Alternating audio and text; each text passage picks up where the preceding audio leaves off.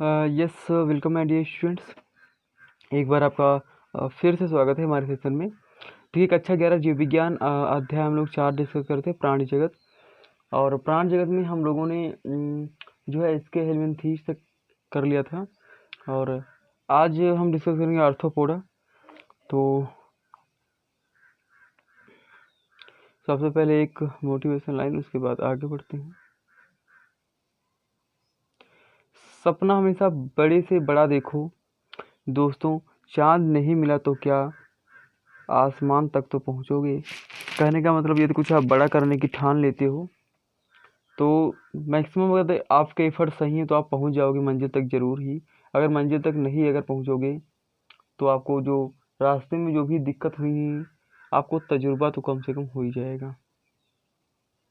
तो बढ़ चलते हैं आगे नेक्स्ट स्लाइड पे। जैसे कि पता हम लोगों ने फाइलम डिस्कस कर रहे थे, और फाइलम में पढ़ते पढ़ते हम लोग जो है इसके हेलमिनथीज एनिलिडा तक हम लोगों ने कर लिया था। ठीक है, उसके आगे बात करते हैं आर्थ्रोपोडा की।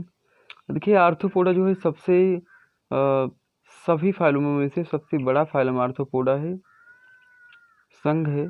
और आर्थ्रोपोडा इसका जो नाम है वो आर्थोज का मतलब होता है जॉइंट, और पोडा माने होता है पैर। तो ऐसा इसका नाम जो पड़ा है वो आर्थोज, इट मीन्स होता है ज्वाइंटेड।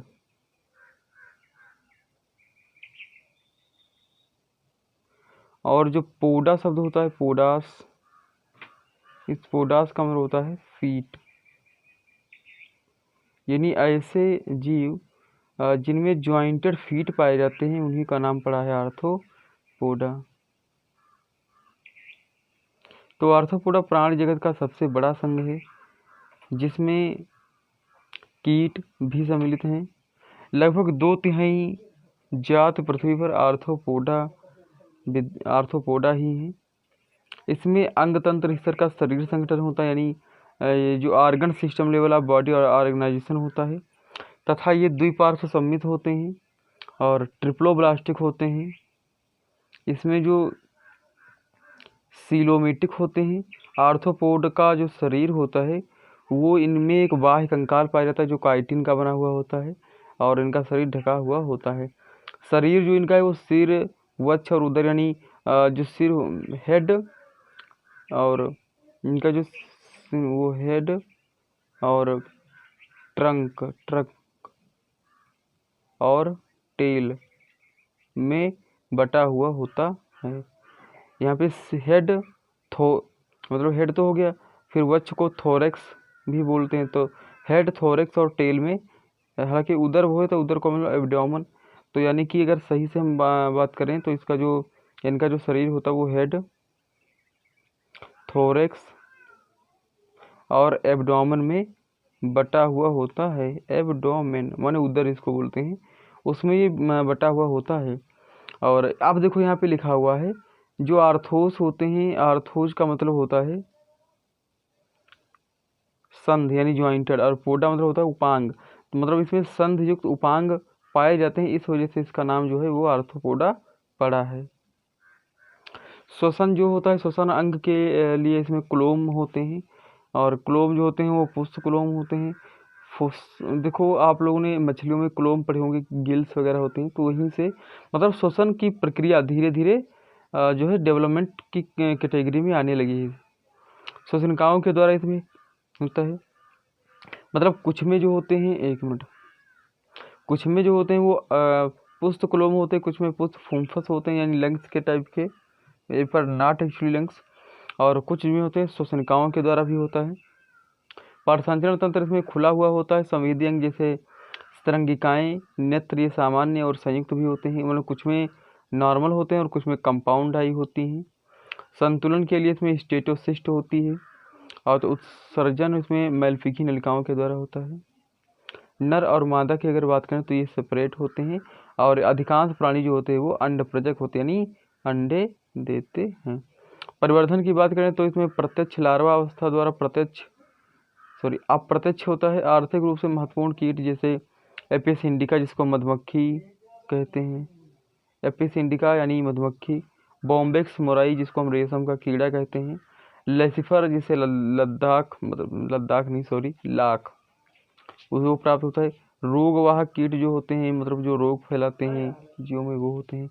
एनोफिलीज मच्छर होता है, क्यूलेक्स ये भी मच्छर होता है, एडीज ये भी मच्छर होता है।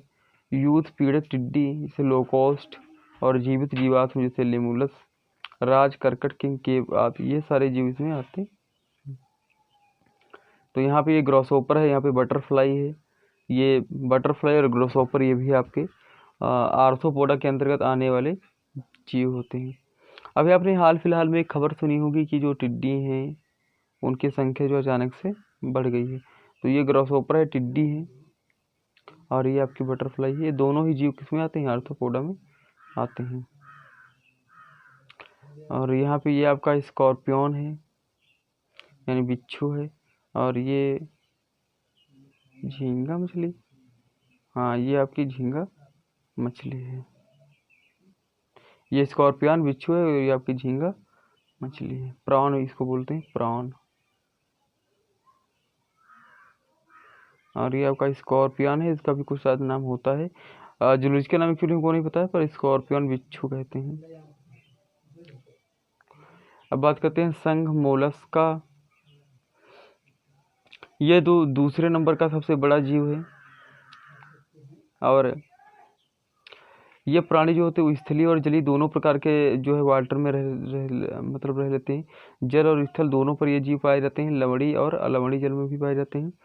अंगतंत्र यानी organ system level of body organisation इसमें होता है। द्विपार्श्व सम्मित होती है, ट्रिप्लोब्लास्टिक होते हैं, और सिलोमेटिक यानी दिए मतलब सिलोम पाई जाती है यानी बॉडी वाल, और जो ऑर्गन होते हैं एलिमेंट्री कैनाल उसके बीच जगह होती है। शरीर होता है वो कोमल होता है परंतु कैल्शियम के कवच से ढका हुआ रहता है। इसका शरीर अखंडित जिसमें सिर, पेशीपाद और एक अंतरंग कुकुद होता है। अंतरंग कुकुद का मतलब इसको सीटा की तरह इस्तेमाल करते हैं जिसके द्वारा ये लोकोमोशन करता है। तो पेशीपाद होते हैं, ये चल लेता है, और इसके ऊपर एक वाह कंकाल पाया जाता है, कैल्शियम कार्बोनेट का बना हुआ होता है। त्वचा की अगर बात करें तो त्वचा जो होती है काफ़ी सॉफ्ट होती है और स्पंजी होती है। और जो कुकुद के ऊपर प्रवार बनाते हैं यानी जो इस प्रकार से एक जीव है, तो ये यहाँ पे ये ऊपर कैल्शियम कार्बोनेट का कवच होता है और यहाँ पे इसका शरीर इसके कवच के अंदर बंद रहता है, और इसको हम प्रवार गुहा कहते हैं। जिसके अंदर ये बंद रहता है इसको हम प्रवार गुहा कहते हैं। जिसमें पख के समान कुलोम पाए जाते हैं जो श्वसन और उत्सर्जन दोनों में सहायक होते हैं। सिर पर संवेदी स्पर्शक पाए जाते हैं जिसके द्वारा ये भोजन मुख में भोजन के लिए रेती के समान घिसने का अंग करते हैं। यानी इसमें रेडुला पाया जाता है जो भोजन को पीसने का काम करता है। समानता नर और मादा की अगर बात करें तो वो अलग होते हैं और अंडपजक यानी अंडे देते हैं। परिवर्धन यानी डेवलपमेंट की बात करें तो समानता लार्वा के द्वारा होता है। अब कुछ ही के एग्जाम्पल हैं जैसे पाइला ग्लोबोसा, घेंगा जिसको बोलते हैं, पिंक टाडा, मुक्ता, इस जो अपने को सूती देखी इस प्रकार से ऐसे नदियों में ऐसे सूती होती है तो वही है पिंक टाडा। सीपिया होती है, लिलुगोसिस्कोड, ऑक्टोपस, एप्लाइसिया इसको समुद्री खरगोश कहा जाता है, और डेंटेलियम और कीटोप्ल्यूरा यानी काइटिन इसको भी कहा जाता है। तो ये कुछ इसके अंतर्गत आने वाले जीव हैं, पर आपको याद कर लेना इसको, पाइला ग्लोबोसा को, सीपिया यानी कटल फिश को, ये एग्जाम्पल काफ़ी पूछे जाते हैं, और ऑक्टोपस भी इसमें आता है। अब यहाँ पे ये पाइला ग्लोबोसा है, यहाँ पे आपको बता देते हैं। ये जो पाइला ग्लोबोसा है एक्चुअली यहाँ पे ये इसके ऊपर ये जो कवच पाया जाता है ये दिख रहा है ना, ये इसको बोलते हैं मेंटल, इसको मेंटल कहते हैं इस कवच को, जो कि बना हुआ होता है कैल्शियम कार्बन यानी CO3 का बना होता है। और यहाँ जो आपको ये दिखाई तो पड़ रहा है ये वाला पार्ट, ये इधर का ये वाला जो पार्ट होता है, यहाँ से इसी को यहीं से इसको जैसे इस ढक्कन को ओपन करोगे तो यहाँ पे अब इसका जो मुख होता है वहीं पर रेडुला पाया जाता है, रेडुला, जिसके द्वारा भोजन को पीसने का काम करता है। और यहीं पे इसकी मांसपेशियाँ पाई जाती हैं जो लोकोमोशन में सहायता करती हैं। इसका शरीर जो होता है इसका जो शरीर होता है इस वाले मेंटल जो है, मेंटल के अंदर ये इसका शरीर बंद रहता है और ये इसके पाद होते हैं जिसके द्वारा ये लोकोमोशन करता है। इसी में मांसपेशियाँ पाई जाती हैं। ये आपका जो होता है वो स्क्विड है जिसको हम बता रहे थे, ऑक्टोपस। 8 पैर इसके पाए जाते हैं इसलिए इसका नाम ऑक्टोपस पड़ा है। अब बात करते हैं संघ इकाइनोडर्मेटा। इसको सूलयुक्त प्राणी कहा जाता है। इनमें भी कैल्शियम, मतलब इनमें अंतः कंकाल पाया जाता है, वो भी शरीर के अंदर, जो कि कैल्शियम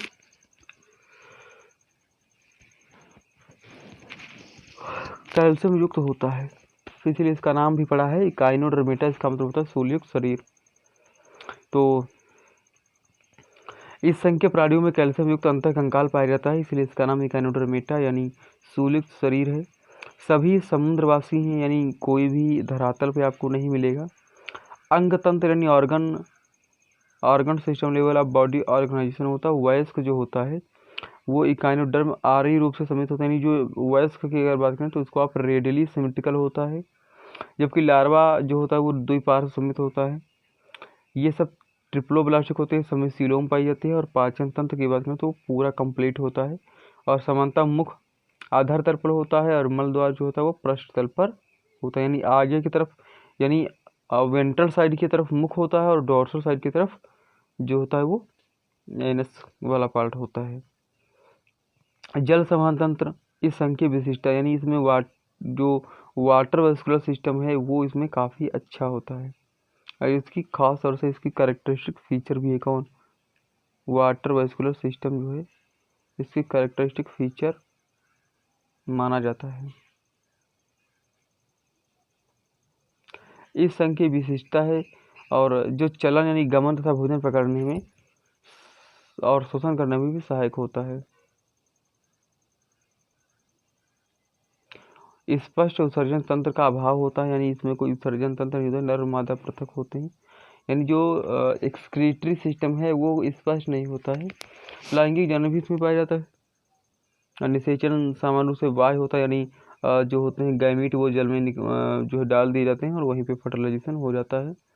डेवलपमेंट जो होता है वो अप्रत्यक्ष होता है और मुक्त प्लावी यानी फ्री फ्लोटिंग लार्वा अवस्था द्वारा इनका जो है इन जीवों का विकास होता है। फ्री फ्लोटिंग लार्वा अवस्था होती है, उसके द्वारा जो इन जीवों का विकास होता है।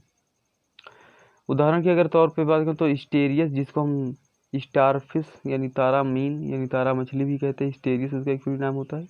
इकाइनस जिसको आर्चिन बोलते हैं, और एंटीडॉन जिसको समुद्री लिली कहते हैं, और कुकुमेरिया यानी समुद्री करकिटी, और ओफियूरा जिसको भंगुर तारा कहते हैं।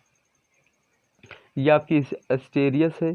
स्टेरियस में ये आपके जो ट्यूब फीट इनको कहा जाता है, जो ये 5 इसके जो आर्म्स हैं, एक ये आर्म एक ये आर्म एक ये इसके ट्यूब फीट होते हैं। इसी के द्वारा ये वाटर वेस्कुलर सिस्टम को जो है संपन्न करती है यानी चलाती है, तो ये इसके ट्यूब फीट माने जाते हैं। और यहाँ पे इसका मुख होता है और ये भोजन को पकड़ने के लिए अपनी आहार नाल को बाहर निकालती है, तब ये भोजन को कैच करके फिर से अंदर कर लेती है।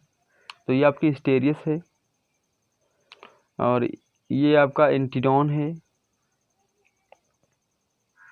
इसमें भी आपके लगभग 5 फीट होते हैं। ये इधर जो आपको दिख रहे हैं ये साइड में ये फीट होते हैं जिसको ट्यूब फीट कहा जाता है। इसमें भी अंदर की तरफ मुख होता है। तो इसमें एक्चुअली जो अंतः सूलयुक्त कंकाल होता है, इस वजह से इन जीवों को सूलयुक्त जो है प्राणी वो कहा जाता है। तो आई होप आज का सेशन अच्छा लगा होगा। और हमारा बायोलॉजी फाउंडेशन यूट्यूब चैनल है, और यदि आप चैनल पे हमसे जुड़ना चाहते हैं तो हमारे चैनल को सब्सक्राइब कर लीजिए। और हाँ, एक चीज़ इम्पॉर्टेंट ये है, जो बच्चे अभी नहीं जुड़े हैं वो हमारे पर्सनल व्हाट्सएप नंबर पे जुड़ सकते हैं। और बायोलॉजी यूट्यूब चैनल जो हमारा है बायोलॉजी फाउंडेशन के नाम से, इसको सब्सक्राइब कर और बेल आइकन को भी क्लिक कर लीजिए ताकि आपको नोटिफिकेशन मिलते रहें। Thank you, love you all. मिलते हैं अगले वीडियो लेक्चर में। Till then thank you.